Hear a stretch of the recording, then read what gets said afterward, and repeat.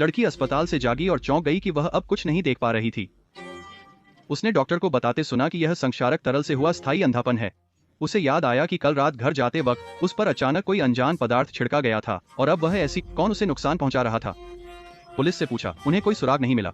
परिवार से संपर्क किया, सभी फोन नंबर काम नहीं कर रहे। सिर्फ विदेश में एक रिश्तेदार ने अजीब तरह से उसकी देखभाल और एक शानदार अपार्टमेंट का इंतजाम किया जिसमें बड़ा लिविंग रूम, बढ़िया रसोई, पास का पड़ोस था। सब कुछ जीवंत लगता था, पर लड़की के लिए सब अंधेरा था। देखभाल करता, उसके खाने सोने का ध्यान रखता, श्रुतलेख सॉफ्टवेयर सिखाता और अंधे जीवन के लिए छड़ी का उपयोग सिखाता। उस दिन देखभाल करता लड़की के लिए एक तोता लाया और लड़की ने पूछा कि वह किस रंग का है। इसका मतलब है कि लड़की जो कुछ देख रही है वह सिर्फ उसकी कल्पना और देखभालकर्ता के वर्णन से है। कोई नहीं जानता कि यह सच है या नहीं। कमरे में रहने के कुछ दिनों बाद लड़की को कुछ संदेहजनक लगा। सबसे पहले एक खिड़की हवादार और शोर वाली थी, जबकि दूसरी खिड़की दीवार की तरह शांत थी।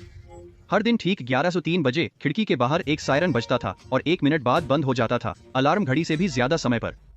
इस लग्जरी अपार्टमेंट में टीवी में कभी सिग्नल नहीं आता था, इसलिए लड़की को बाहरी दुनिया की कोई जानकारी नहीं मिली। और सबसे डरावनी बात यह थी कि उसे हॉलवे की वेंटिलेशन डक्ट से एक औरत के रोने की आवाज। वेंटिलेशन डक्ट पड़ोसी के घर से जुड़ी थी, इसलिए उसे लगा कि पड़ोसी के साथ घरेलू हिंसा हो रही है। लेकिन देखभाल करता कहती है कि यह सिर्फ उसकी बढ़ी हुई चिंता का मतिभ्रम है। लड़की उस पर विश्वास नहीं करती और वह पड़ोसी के दरवाजे पर एक नोट लगाती है उसे चाय पर आने। अगले दिन पड़ोसी वाकई आती है, लेकिन उसकी आवाज शांत और सहज है। उसे बिल्कुल नहीं लगता कि उसके साथ कोई दुर्व्यवहार हुआ है, जब तक कि लड़की उसके चेहरे पर मौजूद भयानक घाव को नहीं छू लेती।